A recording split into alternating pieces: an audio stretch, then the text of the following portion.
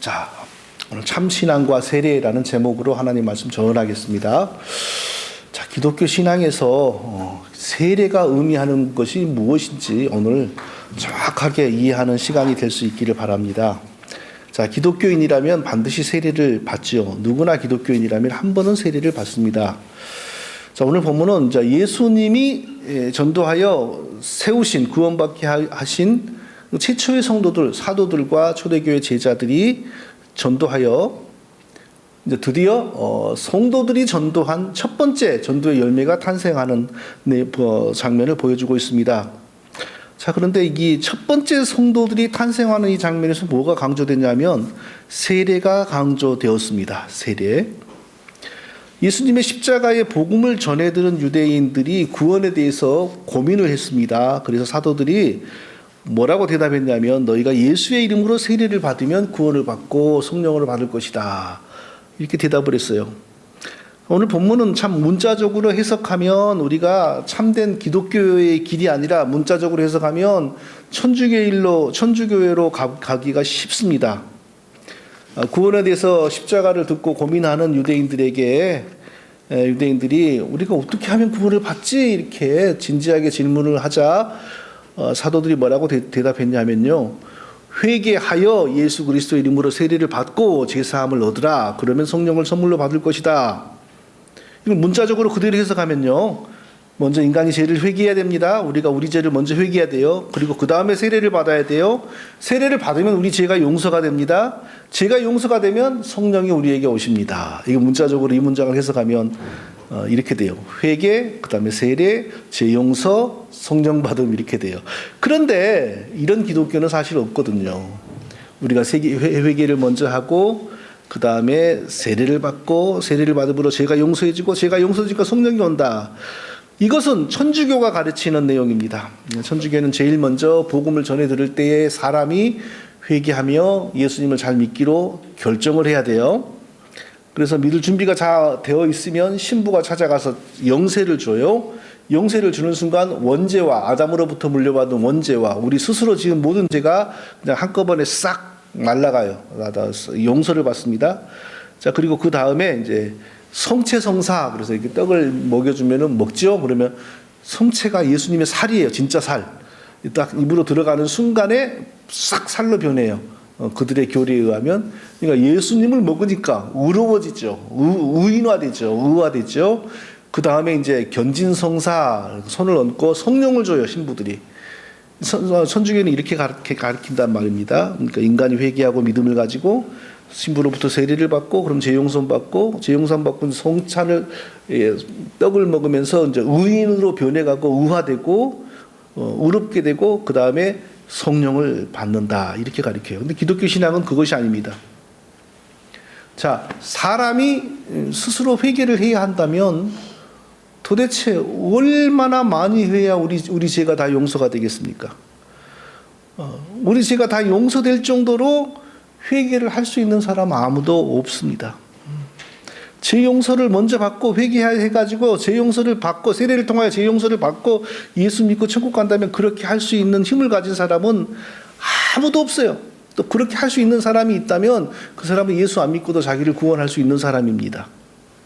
성령의 역사가 일어나기 전에 그런 일은 절대 예수를 믿고 그렇게 성령을 받고 자기 죄를 용서함 받고 이런 일은 절대 벌어지지 않습니다. 인간은 자기의 구원에 대해서 스스로 할 수 있는 일이 없습니다. 오직 구원은 복음이 선포되고 그리고 복음이 선포될 때 성령께서 듣는 사람의 마음에 역사하심으로 믿음이 생깁니다. 믿음이 생기는데 보통 1분이 걸리는지 1시간이 걸리는지 한 달이 걸리는지 1년이 걸리는지 아무도 말 못합니다. 어떤 사람은 처음으로 예수 그리스도의 복음에 대해서 듣는 순간에 벌써 딱 믿음이 생기는 사람이 있습니다. 성령의 역사로. 그런데 어떤 사람은 10년 동안 조금씩 가랑비에 옷 젖듯이 조금씩 말씀을 듣다가 어느 순간에 예수 그리스도가 나의 구세주구나. 예수를 통하여 내가 하나님 백성이 되는 것이로구나 하고 믿음이 생기기도 합니다. 그러니까 그 말씀을 듣고 믿음이 생기는 그때까지 걸리는 시간은 어느 정도다. 그건 절대 말할 수 있는 문제가 아닙니다. 자, 그러면 믿음이 생긴다면, 어떤 사람에게 믿음이 생긴다면 믿음이 생기는 순간은 또 얼마나 어느 정도의 시간이 걸릴까? 이것도 말을 못합니다. 그러나 적어도 이런 말은 할 수 없습니다. 나는 지금 믿음이 생기고 있는 중이에요. 이건 불가능해요. 나는 지금 현재 믿음이 생기고 있는 중입니다. 이것은 불가능해요. 우리 영혼의 생명은 성령의 역사하심으로 딱 생겨나면 도대체 우리가 말로 설명할 수 없는 그 순간에 벌써 이미 생기는 것이지, 뭐 1년에 걸쳐서 10년에 걸쳐서 영혼의 생명이 계속 만들어져 간다, 이런 것은 없어요. 심지어 우리 육신의 생명도 그렇지 않습니까? 어머니의 세포와 아버지의 세포가 딱 만나는 순간에 벌써 생명이 시작이 되잖아요. 근데 그 만나서 그 생명이 시작이 되는 그 기간이 뭐 한 달이니 두 달이니 1년이니 그런 게 아니기 때문에 아무도, 어떤 의사도 당신의 몸속에서 새로운 생명이 지금 만들어지고 있는 중입니다, 이렇게 말은 하지 못하는 것입니다. 영적인 생명의 시작은 우리의 시간 개념이 아닙니다. 그러니까 뭐 굳이 우리가 아는 말로 설명한다면 호련히 갑자기, 찰나라는 말은 불교에서 점유하고 있는 말인데, 그 찰나라고 하는 말은 시간의 단위는 사람이 도저히 이게 설명할 수 없는 시간의 단위죠. 이게 언제 우리 영혼에 생명이 들어오느냐, 생명이 생겨나느냐, 호련히 하나님의 말씀을 들을 때 성령의 역사하심을 호련히, 아니면 찰나, 뭐 이렇게 설명할 수 있겠죠. 믿음이 우리에게 생기면 이미 구원이 생긴 것입니다. 믿음이 생겼는데 구원이 생기지 못하는 수는 없습니다. 믿음이 생기면 이미 그 사람 안에 구원이 있는 것입니다. 이제 문제는 그 사람 안에 구원이 이미 있다라는 증거가 되는 그 구원의 열매가 어떤 사람은 세게 빨리 나타나기도 하고 어떤 사람은 천천히 조금씩 나타나기도 한다는 차이가 있는데, 하나도 안 나타나면 믿음이 없는 것이고 하나도 안 나타나면 구원을 받지 못한 것으로 결론을 내릴 수 있습니다. 그런데 세게 나타나느냐 약하게 나타나느냐, 많이 나타나느냐 적게 나타나느냐를 가지고 구원이 있느냐 없느냐를 말을 할 수는 없는 것입니다. 그러니까 오늘 본문에서 먼저 너희가 회개해라, 사도들이 고민하는 유대인들에게 너희가 회개해라, 그리고 세례를 받고 죄의 용서함을 받으라, 그 다음에 성령을 받을 것이다, 이렇게 말하는 것은 이러이러한 순서대로 너희가 구원을 받는다라고 하는 것을 정확하게 말하는 것이라기보다, 너희 그 상태로는 절대 구원 못 받는다, 예수 그리스도를 믿는 신앙 안으로 들어와야 한다, 이 사실을 이렇게 강조하는 표현이라고 이해할 수 있겠습니다. 자, 이게 우리가 어떻게 구원을 받지? 막 유대인들이 고민하면서 말할 때 사도들이 그 대답한 말 속에 핵심이 세례가 들어 있습니다. 세례를 받아야 한다. 자, 오늘 본문을 통해서 우리가 기독교 신앙인이 구원받는 자가 되는 과정에서 꼭 한 번 받는 세례에 대해서 정확하게 이해할 수 있기를 바랍니다. 첫째로 세례가 무엇이냐? 첫째로 제일 먼저 우리가 기억해야 될 것은 세례는 우리의 죄를 씻어주는 기능이 없다라는 것입니다. 우리가 세례를 받는다고 해서 그 세례가 우리의 죄를 씻어주지는 않습니다. 아니, 사실 세례가 우리의 죄를 씻어준다면요, 그보다 좋은 게 어디 있겠습니까? 일평생 동안 좋아하는 죄를 마음껏 지겹도록 누리고 살다가 죽기 한 일주일 전에 세례를 싹 받으면 죄가 씻어지는 거 아닙니까?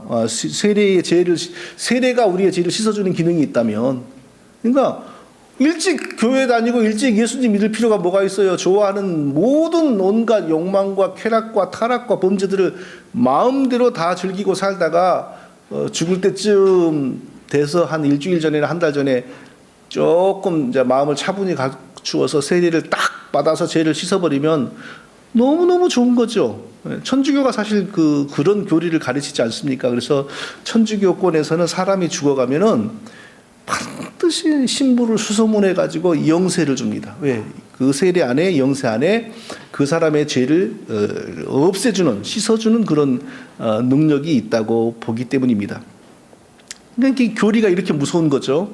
많은 사람들이 교리를 중시하지 말고 사랑해야 됩니다.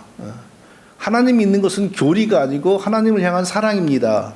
이거 굉장히 속임수의 말이죠. 어떤 하나님으로 믿느냐? 하나님을 어떻게 믿을 거냐? 그게 바로 표현되고 설명되고 요약되는 게 교리입니다. 교리를 떠나 하나님을 사랑하고 이런 말은 속임수예요. 절대 그럴 수 없어요. 그러니까 우리가 믿는 내용이 바로 교리로 표현돼요. 기독교의 교리에서 세례는 죄를 씻어주는 기능이 없습니다. 절대 없습니다. 세례를 받는다고 해서 그 사람의 죄가 씻어지는 것이 아닙니다. 그러면 세례는 뭡니까? 대체 왜 세례를 받아야 됩니까? 그 사람이 이미 예수님을 믿고 예수님의 피로 죄사함을 받았고 성령의 역사로 죄 용서함을 받았음을 표시하는 게 바로 세례인 것입니다. 그 사람이 세례를 받기 이전에 먼저 예수 그리스도의 피로 죄사함 받고 성령의 역사하심으로 깨끗해진 것을 표시하는 게 세례입니다. 그러니까 이런 믿음도 알지 못하고 이런 믿음도 가지기 전에 초코파이 한 그릇 때문에 라면 한 그릇 때문에 군대에서 세례를 혹시 받는 일이 진짜 있다면 그런 세례는 무의미한 세례죠. 어느 날 어디 가갖고 오늘 따라가서 교회 가면은 뭐 준다. 그랬더니 갔더니 세례 받으라. 그러니까 세례까지 받아버리고 그러니까 그런 세례는 무의미한 겁니다. 의미 있는 세례는 뭐냐? 먼저 그 사람이 진실로 예수 그리스도를 알고 깨닫고 그 진리 아래서 새로워지고 그 피로 용서함 받고 성령의 역사로 하나님 백성이 먼저 되어야 돼요. 그리고 사실을 세례를 통하여 드러내고 공표하는 겁니다. 그럴 때 의미 있는 세례가 되는 겁니다.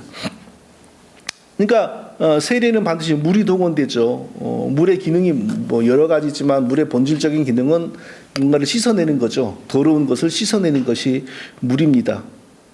그러니까 가장 그 세례의 세례다운 모습은 사실은 물속으로 쑥 들어갔다가 이렇게 쑥 건져 올리는 것이 가장 세례다운 모습이겠죠. 예수님 시대에 그렇게 세례를 행했고요. 그런데 문제는 기독교가 전파되는 이제 그 이후 역사에서 그런 물이 없는 곳으로 기독교가 전파되고요. 물이 있어도 너무 추워서 그렇게 하다가 사람 얼어 죽을 곳으로도 기독교가 전파되니까 물속으로 쑥 들어갔다가 나오는 이 세례의 방식을 꼭 그대로 할 수가 없게 된 것입니다. 그래서 그 의미를 살려서 물을 묻히거나 물을 뿌리기도 하는 방법이 동원되었는데 꼭 물을 묻히거나 뿌리는 방법보다 물속으로 쑥 들어갔다가 나와야 진짜 세례다라고 말할 수 있는 문제는 아닙니다. 그러니까 어떤 방식이 중요한 게 아니고 그 의미가 제대로 구현이 돼야 돼요. 세례 받기 전에 그 사람이 진실로 자기의 죄악됨을 깨닫고 태어날 때부터 죄인됨을 깨닫고 예수 그리스도를 의지하고 예수 그리스도가 십자가에서 흘리신 그 피로 자기의 죄에 대한 배상이 이루어져서 하나님이 진노를 그치시고 용서해 주시고 성령께서 그 십자가의 피를 내게 적용시켜 주므로 내가 영적으로 완전히 새로워졌다라는 사실을 믿고 경험하고 체험해야 돼요. 그 체험이라고 하는 게 뭔가 눈으로 보고 피부로 느낀다는 게 아니라 믿음 안에서 체험이 되어져야 된다 이것입니다. 그래야만 추후에 받는 세례가 진정한 의미 있는 세례가 되는 것입니다. 그러니까 그런 것이 없다면 세례를 받아도 세례가 아니죠. 내가 무슨 아담의 죄가 나하고 무슨 상관이 있는지, 아담의 죄로 말미암아 내 안에 무슨 죄성이 어떻게 생겼는지, 이런 거에 전혀 인정도 못 하는데 세례를 받았다. 그 세례는 진정한 기독교의 세례가 아니라는 것입니다. 그러니까 세례를 받기 전에는 반드시 이것은 사실은 자기 자신이 가장 정확히 알잖아요. 내가 예수 그리스도의 그 피의 배상으로 하나님의 용서함을 받은 사람인가. 자기 자신이 가장 정확하게 압니다. 누가 판단해 줄 수 없습니다. 자기가 정확하게 자기의 내면의 그 믿음을 스스로 판단하여 스스로 세례를 받도록 결정해야 되는 것입니다. 둘째로 세례의 의미는 뭐냐 하면요. 세례 받는 사람이 이미 그 이전에 예수 그리스도와 함께 십자가에서 죽었다가 그리고 예수 그리스도와 함께 십자가에서 부활했음을 스스로 깨닫고 알고 믿고 있는 사람이 세례를 받아야 됩니다. 그러니까 그 사람이 세례를 받았다. 이것은 무슨 뜻이냐면 여러분 저는 예수를 믿음으로 성령을 받음으로 예수와 내가 연합이 되었는데 예수님이 십자가에서 죽을 때 나는 사실 태어나지도 않았지만 예수님을 믿음으로 예수님과 연합되어서 예수님이 십자가에서 피 흘리고 저주받고 죽을 때에 그게 나를 위하여 죽은 거니까 나도 그때 죽었고, 그리고 내 죄를 용서하시는 하나님이, 예수님 흘리신 피로 내 죄를 용서하시는 하나님이 나의 죄를 용서하셨다는 증거로 나를 대신하여 죽으신 예수님을 다시 살리셨을 때 나도 새로운 하나님의 백성으로 다시 탄생했다. 나는 이렇게 믿습니다. 이 믿음이 저에게 있습니다. 제 속에 바로 이와 같은 기독교의 신앙이 있습니다. 라고 하는 것을 공표하는 것이, 사람들 앞에서 공표하는 것이 세례인 것입니다. 그러니까 그런 믿음이 없다면 세례를 받을 필요가 없죠. 예수님의 십자가가 나는 2000년 후에, 예수님의 십자가보다 2000년 후에 태어났지만 예수님을 믿는 내가 2000년 전에 나를 대신하여 죽으신 예수님과 이미 연합되어서, 믿음 안에서, 성령 안에서 연합되어서 그 피가 나를 위하여 흘려지고 그의 죽음이 나를 위한 죽음이므로 나도 함께 이미 죽었고 나도 함께 하나님의 저주를 받았고, 그리고 내 죄를 용서하신 하나님이 나를 대신하여 죽으신 예수님을 살리실 때 나도 하나님의 새로운 백성으로 다시 살아났다. 이 믿음이 있는 사람만이 세례를 받아야 되는 겁니다. 자, 사도 바울은 이 세례의 바로 이런 면을 설명하기 위해서 무슨 얘기를 했냐면요. 잘 들어보세요. 형제들아, 나는 너희가 알지 못하기를 원하지 아니하노니 우리 조상들이 다 구름 아래에 있고 바다 가운데로 지나며 모세에 속하여 다 구름과 바다에서 세례를 받고, 이랬습니다. 구름과 바다에서 세례를 받고, 무슨 뜻이죠? 옛날에 이스라엘 백성들이 지금부터 한 3,500년 전에 출애굽, 노예 생활에서 출애굽할 때 도망을 나왔는데 바로가 막 쫓아왔어요. 노예들을 보내고 나니까 일 시킬 사람도 없고 아쉬우니까 바로가 다시 전차 군단을 몰고 잡으러 온 겁니다. 잡으러 왔는데 앞에는 홍해고 뒤에는 바로의 군대예요. 그러니까 이스라엘 백성들이 선택은 둘 중에 하나죠. 그냥 바로의 군대에게 대항하다가 다 처죽음을 당하든지 아니면 바로의 군대에 무릎 꿇고 다시 돌아가서 당신들에게 봉사하는 노예가 되겠습니다라고 서약하든지 둘 중에 하나잖아요. 근데 갑자기 어떤 일이 벌어졌습니까? 홍해 바다가 쫙 갈라진 거예요. 홍해 바다가.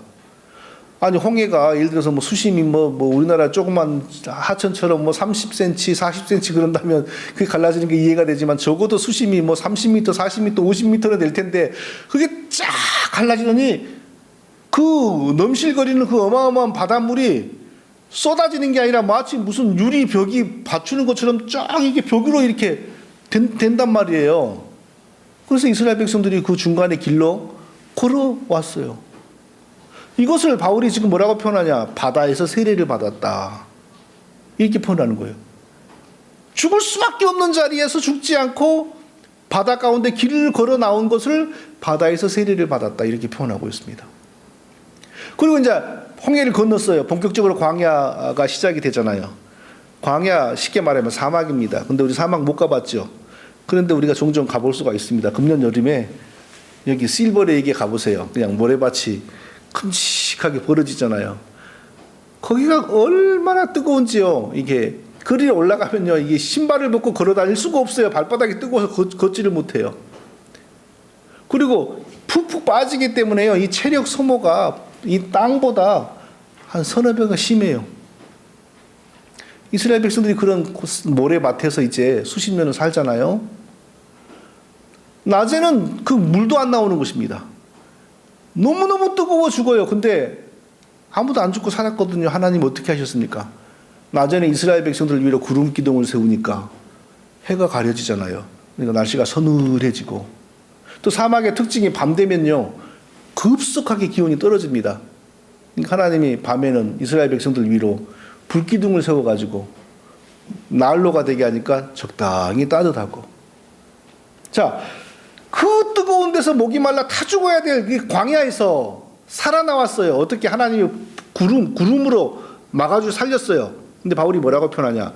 구름으로 세례받았고, 바다에서 세례받았고, 또 구름에서 세례받았고.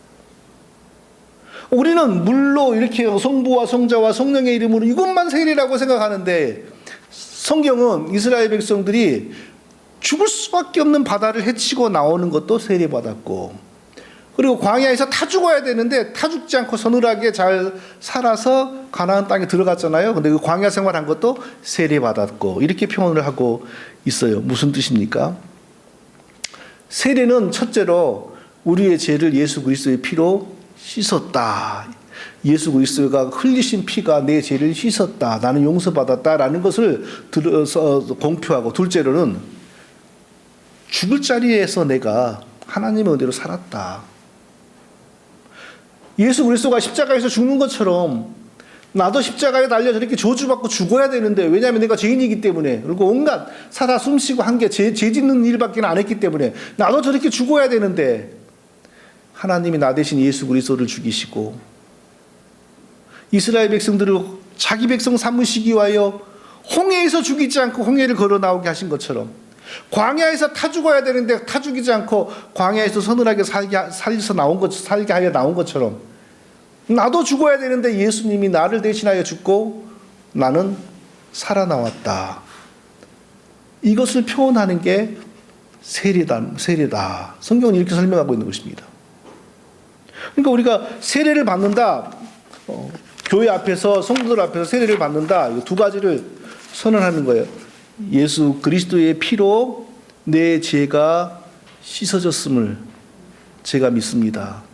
이것을 공표하는 거고, 또 하나는 내가 죽어야 되는데, 내 죄 때문에 내가 죽어야 되는데 하나님이 나를 죽이지 않고 나 대신 예수를 죽였기 때문에 나는 살았습니다. 나는 죽을 자리에서 살았습니다.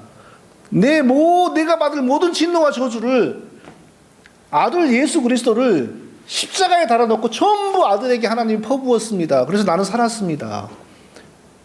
꼭 죽어야 되는데 내가 살았습니다. 이 사실을 공표하고 사람들 앞에서 내가 이렇게 예수님 때문에 살고 예수님 때문에 내 죄가 용서된 것을 믿습니다라고 공개적으로 고백하는 것이 바로 세례다 이겁니다. 그러므로 이런 오늘날에 많은 사람들이 이런 세례의 의미를 알지 못하고 정확하게 배우지 못하고 그냥 교회를 한 몇 년을 다니면 의뢰의 받아야 되는 것처럼 또 받는 것처럼 하기 때문에 무의미한 세례가 너무너무 많아졌어요. 그러나 우리는 지금이라도 이 세례를 정확하게 이해를 해야 돼요. 누가 알겠어요?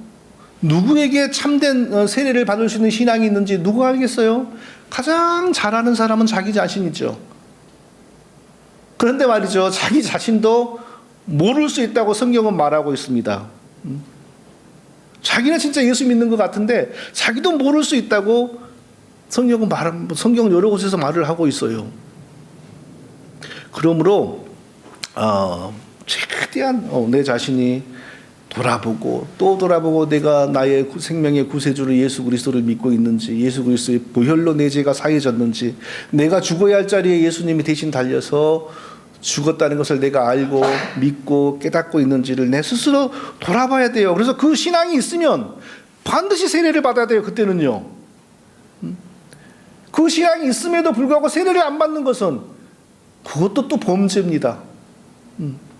그 하나님이 베푸신 은혜를 가벼이 여기는 거죠. 그 하나님이 놀라운 그 구원의 은혜를 주셨는데 당연히 그것은 고백해야 되고 하나님 백성 되었음을 공개적으로 감사하며 선언해야죠. 그렇게 안 하면은 그것도 또 하나님 앞에서 잘못하는 범죄입니다. 자, 세례에 대해서 세 번째 의미는 뭐냐? 세례는 왜 세례를 받는가? 그 사람이 눈에 보이는 가시적인 교회의 이제 정식 멤버가 되었다라는 것을 선포하는 것이 바로 세례입니다. 자, 누가 하나님의 백성인가? 중요한 문제죠. 누가 진짜 하나님의 백성인가? 누가 제일 잘 알겠어요? 하나님이 제일 잘 알죠. 하나님이 제일 잘 알죠. 그 다음에는요, 목사가요. 목사도 사실은 목사보다 더 정확하게 알 수 있는 사람이 있어요. 누구야? 자기 자신이죠. 자기 자신이지. 하나님이 누가 하나님의 백성인지 하나님이 제일 잘 알고 그 다음으로 잘 아는 사람은 자기 자신이에요. 일반적으로 누가 하나님의 백성인가? 가장 정확한 답은 예수 그리스도를 믿는 사람이 하나님의 백성입니다. 예수 그리스도를 구세주로 믿는데 하나님 백성이 아닐 수가 없죠. 예수 그리스도를 믿는데도 하나님 백성이 되지 못할 이유가 없습니다.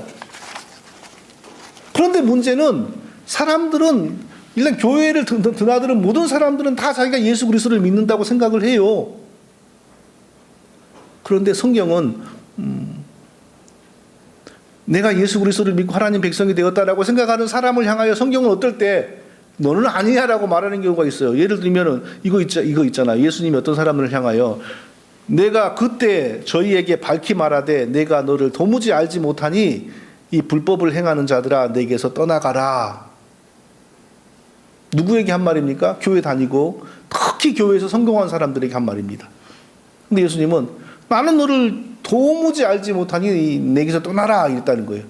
그러니까 그 사람은 예수 믿고 하나님 백성이 되었다고 생각하고 단순한 백성도 아니라 아주 크고 유명한 백성이 되었다고 생각을 하는데 예수님이 그러신다는 것은 자기도 속았다는 거죠. 자기 자신에게. 자기 신앙에게 자기도 속았다는 거죠. 이 정도로 누가 진짜 하나님 백성인가의 문제는 쉬운 문제가 아니에요.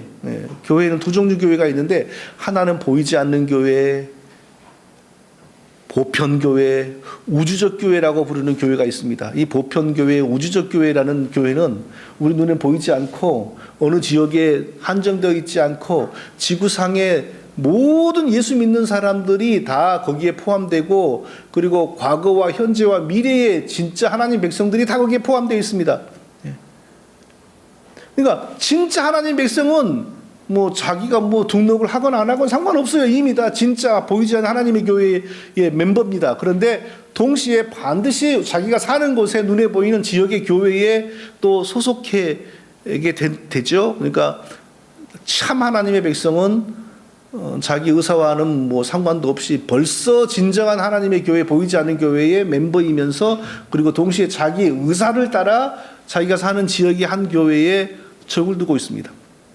근데 문제는 이 지역에 눈에 보이는 한 교회에 적을 두고 있는 모든 사람들이 다 하나님의 구원받은 사람은 아니라는 것이 이게 문제죠.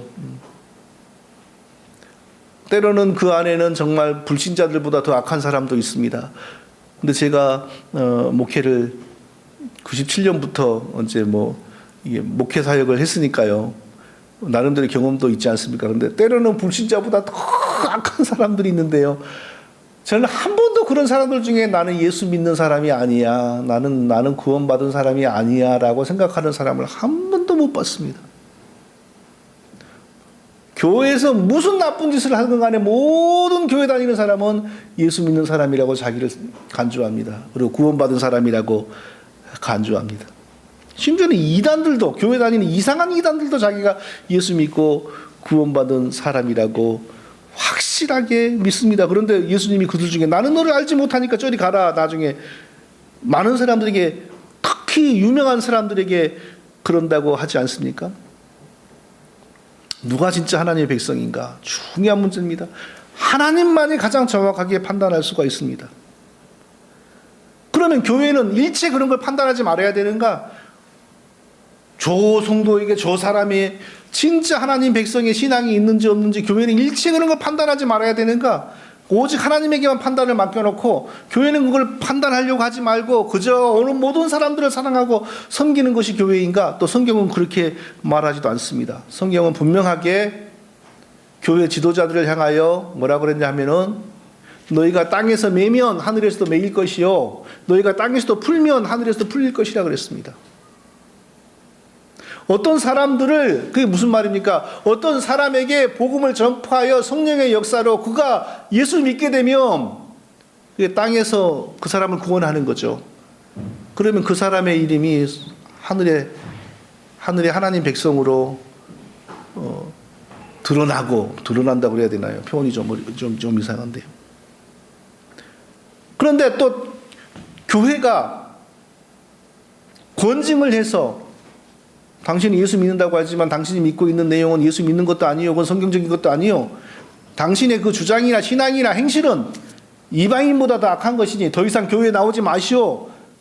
교회에 나오더라도 우리가 경찰을 동으로 쫓아내진 않겠지만 당신에게는 주님의 주님의 몸을 상징하고 표시하는 성찬을 당신에게는 줄 수 없소라고 이렇게 딱 권증하고 치리하는 경우가 있죠. 현대교회에서는 그런 건 전혀 이루어지지 않고 있지만 사실은요.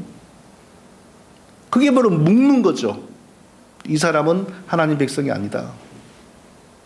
땅에서 교회가 묶으면 하늘에서도 묶인다라고 예수님이 말씀하셨어요. 그러니까 그런 일이 성경적으로 이루어졌을 때, 사람의 감정으로 이루어지는 게 아니라 성경적으로 이루어졌을 때 땅에서 교회가 묶으면 하늘에서도 묶이는 거고, 땅에서 풀면 하늘에서도 풀린다, 이렇게 말씀했어요. 그러니까 어떤 사람이 진짜 믿음으로 하나님 백성이 되었는가의 문제는 교회가 해야 될 역할 중에 하나라는 거죠. 그저 교회는 나는 판단 못한다, 내가 하나님도 아닌데 어떻게 하냐, 당신이 진짜 하나님 백성인지 당신이 거짓 믿음을 가져도 내가 판단할 수가 없으면 예수님만이 아시지 하면서 모든 사람을 똑같이 여기고 똑같이 사랑하고 섬긴다는 것은 교회의 태도가 아니라는 겁니다. 그러면 가장 1차적으로 기본적으로 교회가 참 하나님의 백성과 하나님 백성이 아닌 사람을 어떻게 가릅니까? 그것이 바로 세례입니다. 냅다 세례를 받는 사람이라고 해서 다 하나님의 백성이라고 교회가 선포하는 게 아니라, 세례가 있기 전에 복음을 충실하게 선포하고 복음을 온전히 선포했을 때 성령의 역사를 따라 그 사람이 예수를 믿는 신앙이 생기는 것이 확인이 되면, 그리고 그 사람이 스스로 고백을 하면 그것은 하나님이 그 사람을 자기 백성으로 받은 것 아닙니까? 그러면 교회는 적법한 절차에 의하여 세례를 베푸는 겁니다. 세례를 베풀므로 이제 어떤 변화가 일어납니까? 이 사람은 이 땅에 보이는 교회의 정식 멤버가 되었음을 선포합니다. 하나님의 교회의 멤버로 선포하는 겁니다. 하나님의 교회의 멤버가 되었으면 그 다음에 또 어떤 일이 주어집니까? 하나님이 자기 백성들에게 주시는 영혼의 양식, 예수 그리스도의 살과 피를 표시하는 성찬을 베풉니다. 교회는 세례와 성찬을 통하여 하나님의 백성을 일으키고 양육하는 겁니다. 세례를 통하여 불신자를 하나님의 백성으로 가입시키고, 그러니까 세례가 있기 전에 복음 선포를 통하여 그 사람에게 믿음이 일어나게 하는 게 먼저죠. 이런 게 적법하게 성경적으로 이루어지지 않고 세례를 주면 무의미한 거죠. 불신자, 구원받지 못한 자에게 복음을 선포하여 하나님의 은혜를 따라 그가 신앙을 고백하게 되면 세례를 베풀므로 하나님의 교회의 정식 멤버로 교회가 세우고 선포하고, 그 다음에 하나님이 자기 백성들에게 주시는 영혼의 생명, 예수 그리스도의 살과 피를 상징하고 표시하는 떡과 포도주 성찬을 베풀고 참여하게 함으로 그 사람의 신앙과 영혼을 양육하는 겁니다. 그것을 교회가 해야 돼요. 그러니까 이건 세례가 얼마나 중요한 겁니까? 세례는 무척이나 중요해요. 이 중요한 것을 위해서 목회자와 교회는 하나님 앞에서 정직해야 됩니다. 사람들이 싫어하건 좋아하건 간에 복음을 온전하고 순결하게 계속 전파해야 돼요. 그래야만 성령께서 자기 백성을 회심시킬 수가 있기 때문입니다. 어떠한 경우에도 인위적인 방법으로 세례받는 사람이 늘면 그게 목회자의 실적이 되는가? 전혀 그런 거하고 상관이 없거든요. 세례받는 사람이 아무도 안 나오면 그건 하나님이 자기 백성을 일으키지 않은 거예요. 거기에 하나님 백성이 없으니까 세례받는 사람이 없는 거예요. 근데 세례받는 사람이 매년 몇 명이 있어야지, 이런 강박관념은 이건 회사나 어디에서 보험회사에서 실적 관리하는 거에 영향을 받았기 때문에 그런 거예요. 사람이 1000명이 모여도 하나님이 자기 백성을 일으키지 않으면 그 해에는 세례받는 사람이 한 명도 안 나올 수 있는 거고요. 사람이 10명밖에 안 모이는데 세례받는 사람이 나오면 하나님이 정말 자기 백성을 예비하셨고 복음으로 구원하시는 그런 감격인 것뿐입니다. 다른 길은 없어요.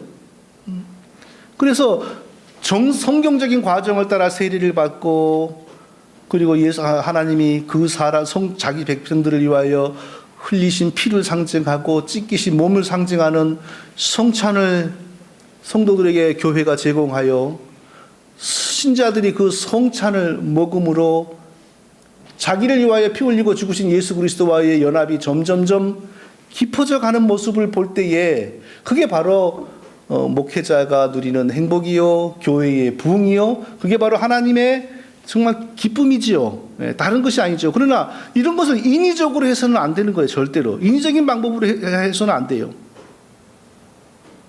그러니까 세례를 받고 성찬에 참여하는 게 얼마나 복되고 귀한 일입니까? 세례를 받고 성찬에 참여하는 사람들 중에도 가라지가 있을 수 있다니까요. 예를 들면 예수님이 최초의 성찬식을 거행했을 때 거기 가룟 유다도 거기서 떡을 받아 먹지 않습니까? 그런데 그 자리에서 돌아서 가지고 바로 예수님 팔러 가지 않습니까? 그러니까 세례를 받고 성찬까지 받았는데도 이 지상에서 행하는 이는 불완전합니다. 그 안에 거짓된 사단의 종이 있을 수 있어요. 세례와 이 땅에서 세례와 성찬을 받았다고 해서 100% 보이지 않는 교회 멤버 하나님의 백성이라고는 말을 할 수 없어요. 그런데 더 중요한 사실은 이 땅에서 그렇게 복음을 전해도 세례받기를 싫어하고 성찬에 참여하는 것을 대수롭지 않게 하는 사람들 가운데는 구원받을 사람이 한 명도 없다는 거예요. 이거 무서운 말이에요.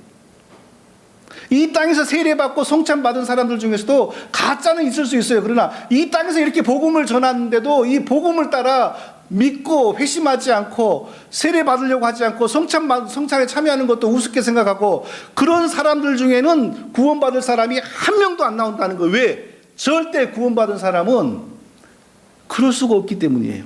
이미 살아서 나는 구원받은 사람이 아닙니다. 나는 구원받을 사람이 아닙니다라고 자기 스스로를 계속 선포하는 거예요. 그러니까 복음을 증거할 때에 그 복음을 가벼이 들이면 안 돼요. 교회가 이게 아시겠습니까? 교회가 이 세례를 얼마나 중시 여겨야 되고 성찬을 얼마나 중시 여겨야 되는지 이제 좀 아시겠습니까? 네. 땅에서 묶으면 하늘에서도 묶이고 땅에서 풀면 하늘에서도 풀린다고 했습니다. 세례를 받고 성찬에 참여하는 게 너무 이렇게 중요한 것입니다. 그러니까 우리는 계속해서 복음을 쉬지 않고 전파하고 성령을 의지하여 전파하고 성도들의 마음에 감동이 오면 그리고 내가 분명히 그리스도 안에서 하나님 백성으로 부름받았다라고 하는 확신이 오면 반드시 세례를 받아야 돼요. 세례를 자꾸 피하고 성찬에 참여하는 것을 자꾸 피하고 그러면 그 사람들 속에서는 구원받는 사람이 나올 수가 없어요. 왜? 구원받는 사람의 신앙은 절대 그런 신앙이 아니기 때문이에요.